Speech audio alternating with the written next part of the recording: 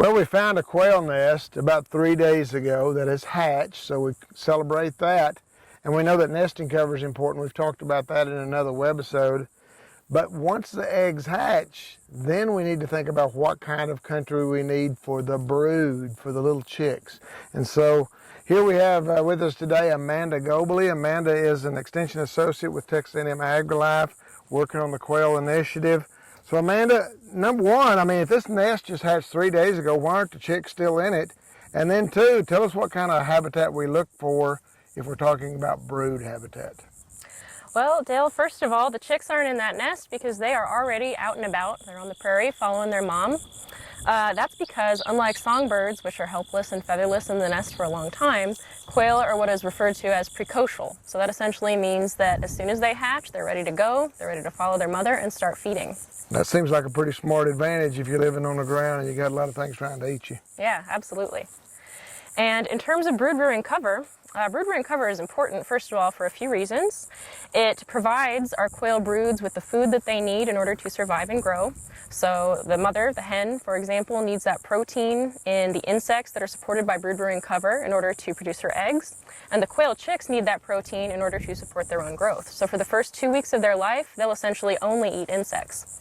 And our brood rearing cover is also going to be vegetation that conceals our quail from predators. So it provides some camouflage as they're out there foraging and looking for food. And then finally, brood rearing cover provides thermal refuge for our quail. So quail in general are usually very close to overheating. They have a very high metabolism and they live in a very hot environment. And for that reason, they need vegetation out there that's going to provide them with shade and moisture to lower those temperatures in the places where we find broods. Okay, we'll look at some brood habitat in just a minute. Now, again, I'm struck. I mean, here's a quail egg, smaller than a ping pong ball. That chick, when it comes out of there, weighs about a ½ an ounce and stands about 2 inches tall.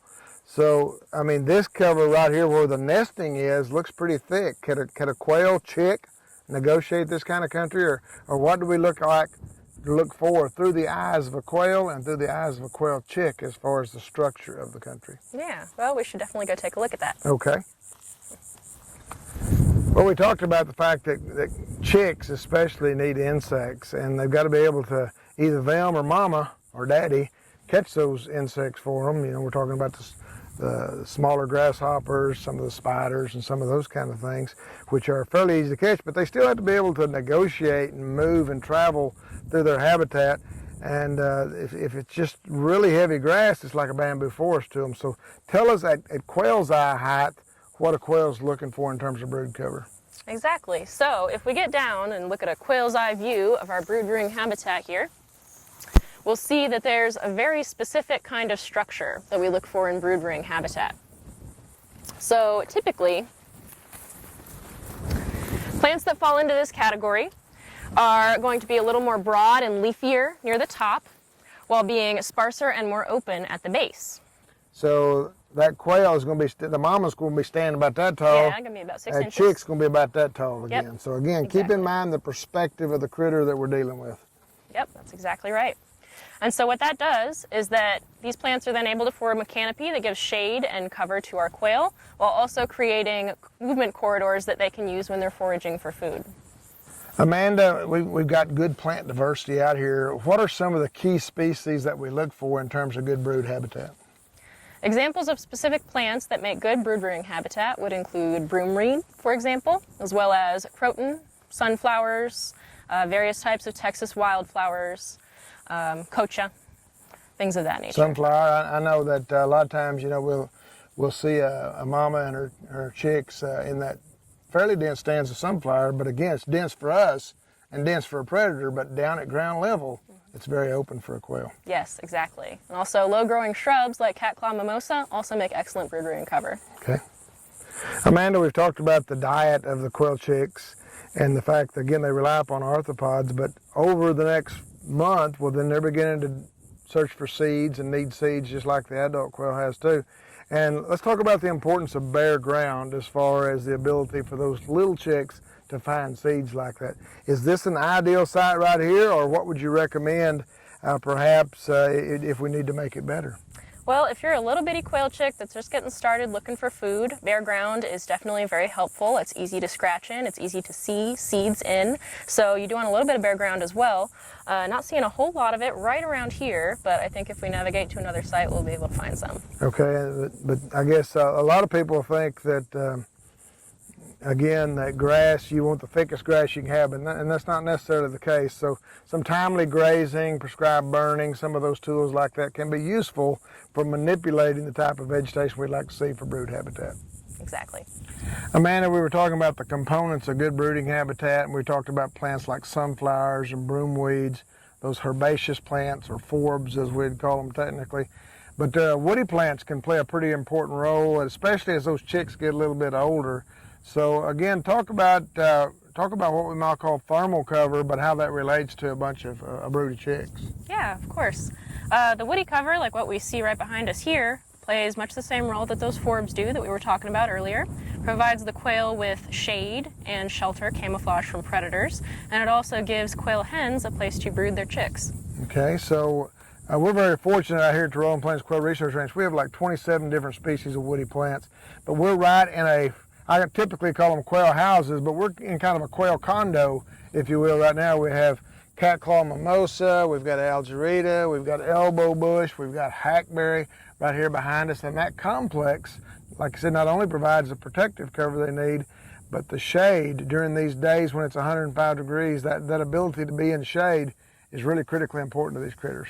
Yeah, absolutely. And when you're a quail with a really high body temperature, any bit of shade will help. Somebody told me that the body temperature of a quail is higher than a human's. What is the core body temperature of an adult bobwhite? It's sitting at about 108 degrees. So they're right at the brink of hyperthermia basically all the time. And so again, while we think of thermal cover here in the Rolling Plains largely as protection from that blue norther in February, we got to appreciate that there's a component of that, the shade of which is critically important. Like I said, not only providing the protective cover, but also a cooler microclimate. And there are some other microclimates that are important. We found around our water troughs where the water seeps over. I've noticed as much as a 40-degree differential between a bare spot out here in the sun and that little protected microclimate. So there are some things that you can do to at least make a happier quail. Working on the premise that happy cows give more milk, or we want to try to keep our quail happy too. So we try to provide them plenty of opportunities, not only to be protected, but stay cool as well. Amanda, when we're talking about brood habitat, but I know that brooding is a behavior in itself. And so when we say we have a broody hen, or that hen is brooding those chicks, actually what are we talking about? Well, so when a hen broods her chicks, she's basically gathering all of them up and sort of concealing them with her feathers, and that plays a few different roles. It helps to keep them all together. It also helps to camouflage them from predators when they're all standing still. And it also helps with that thermal refuge. So by covering those chicks with her feathers, she helps to regulate their own body temperature and make sure that they're staying at the temperature they need to be. Because unlike the adult, those chicks don't have waterproof feathers at that point in their life. So they basically have to be under the umbrella of that attending female, or sometimes male, brooding those chicks. And again, like I said, they'll hunker down on those chicks and basically protect them from the elements.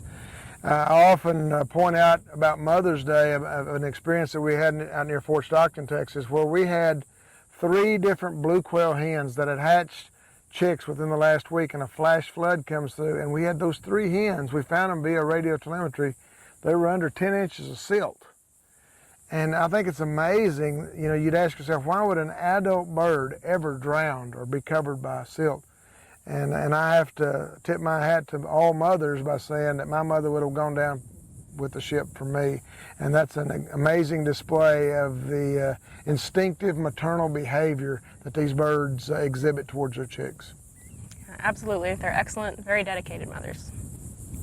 And fathers. And fathers.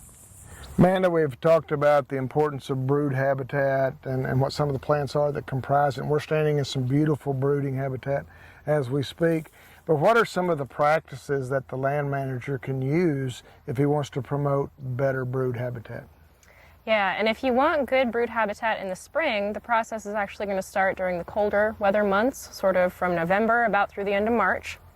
And during that time, you can do some disking, some burning, get some hoof traffic out there on your land, and that'll really set the environment up nicely to get those forbs that we were talking about earlier. So basically we're talking about, again, managing that process we call secondary succession, setting it back to where it's dominated by some of the pioneer plants like this sunflower right here behind us. So anything else that you'd like to tell students of quail, as I call them, about brood habitat and the whole process of brooding?